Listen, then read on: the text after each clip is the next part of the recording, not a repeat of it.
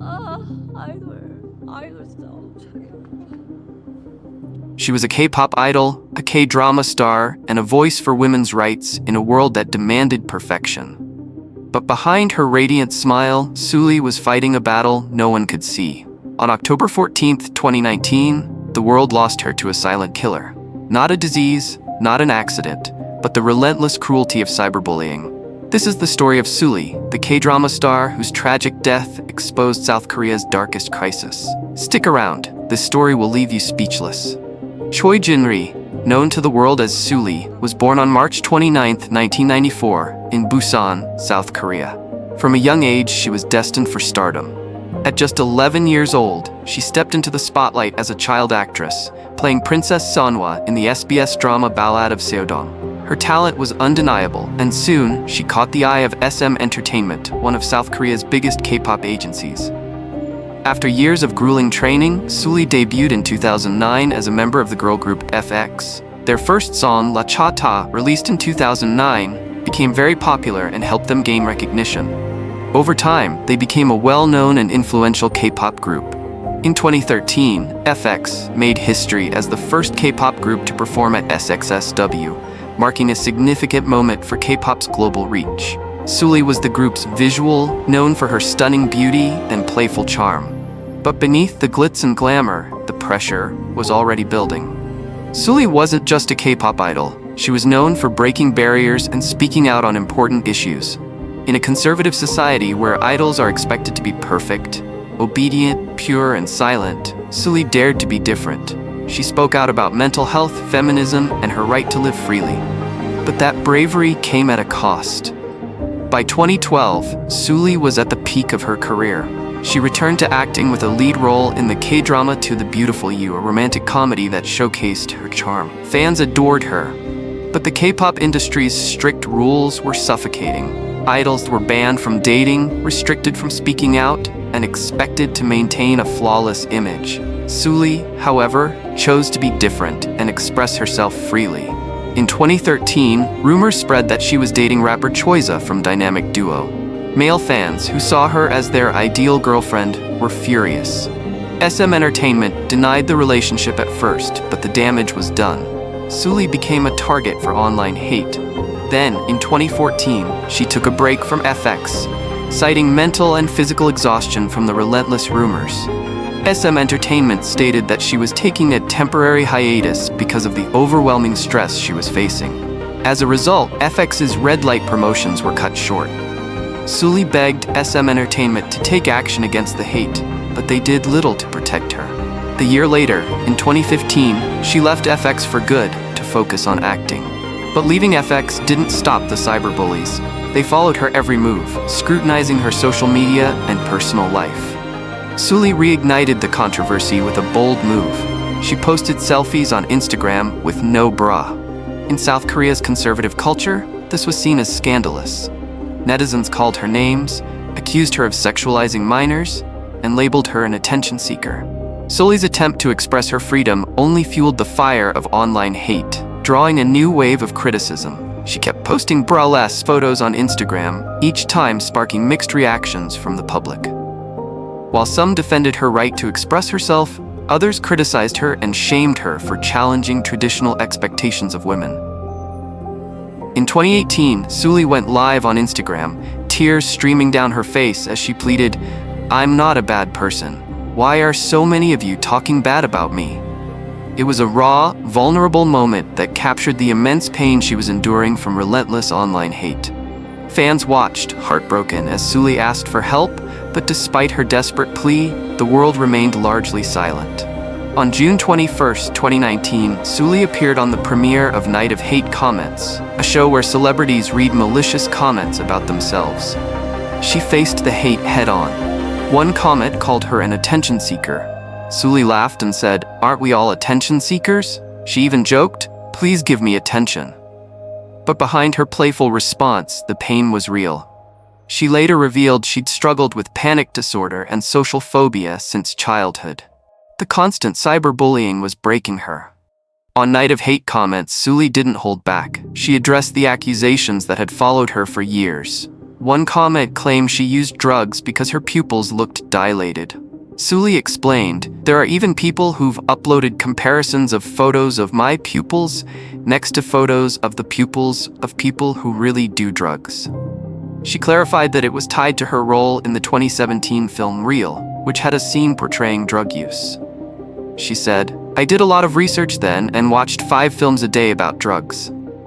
So my friends would say, 'Are you Heath Ledger or something?'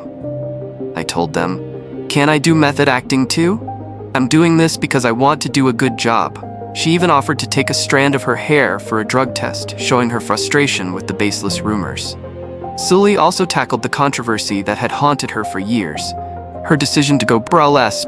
She'd been criticized endlessly for posting photos without a bra, with netizens calling her shameless. On the show, she responded with confidence, "I think this is about the freedom of the individual. Bras aren't good for your health. They have a wire. They're not good for your digestive organs, and I have issues with my digestion. Since it's more comfortable not to, I don't wear them. I think that it's free and beautiful." She added that she sees bras as accessories, saying, "They suit some clothing, and if there's a piece of clothing that doesn't look good with a bra, then I don't wear one." Sulli even shocked the hosts by revealing, "I'm not wearing that accessory right now." When asked why she kept posting bra-less photos despite the hate, she said, "When I first posted a no-bra photo, there was a lot of talk about it. I was scared and could have hidden, but the reason I didn't is that I want to change people's prejudices about that." Her defiance made her a feminist icon to some, but a target to others. Sulli's appearance on Night of Hate comments showed her strength, but the hate never stopped. In June 2019, just days after her Night of Hate comments appearance, Sulli made a comeback with her solo debut, Goblin. The song was deeply personal, exploring dissociative identity disorder, a reflection of her own fractured mental state. She seemed to be reclaiming her voice. But just 4 months later, on October 14, 2019, tragedy struck. Sulli's manager hadn't heard from her since a phone call the previous night. Worried, he visited her home in Songnam, south of Seoul. At 3:20 p.m., he found her on the 2nd floor. Sulli was gone. She was just 25 years old. Police found no signs of foul play or a break-in. An autopsy later confirmed no drugs or foul play. Sulli had taken her own life. Her manager was devastated. The K-pop world was in shock. Amber Liu, Sulli's former FX bandmate, posted on Twitter, "Due to recent events, I'll be putting my upcoming activities on hold. Sorry everyone." Fans flooded social media with tributes, trending "Love you Sulli" to drown out the hate. But the question lingered, who really killed Sulli? Sulli's death wasn't an isolated tragedy. South Korea has the highest suicide rate among OECD nations, with cyberbullying playing a major role. In 2017, Shinee Jonghyun took his life at 27, leaving a note about his depression. Just a month after Sulli's death, her close friend Gu Hara, another K-pop star, died by suicide at 28. Both had been victims of online hate. Sulli's death sparked a national outcry. She had been a vocal advocate against cyberbullying, as seen on Night of Hate comments. In South Korea, people can comment online anonymously on websites like Naver and Dong, which means people can comment rude and hateful things without facing any consequences. After Choi Jin-ri's death, her fans asked the government to create a law called Choi Jin-ri Law that would require people to use their real names when commenting online. A poll showed that 70% of South Koreans supported the idea. But some critics said the law wouldn't fix the bigger problem: a society that punishes women for being different. In 2023, Netflix released Persona Sulli, a documentary that included Sulli's final interview, giving us a raw look into her struggles. In it, Sulli shared the pressure she felt to be pretty, a word that defined her entire career. She said, "I think I was always bound by this idea of being pretty, specifically the word pretty. Whenever people called me pretty, I was curious to know why people said it and what makes them say those words to me. I felt like I had to keep acting pretty. I actually got told off too for not behaving, for not being the pretty girl. It always caused some resistance inside me."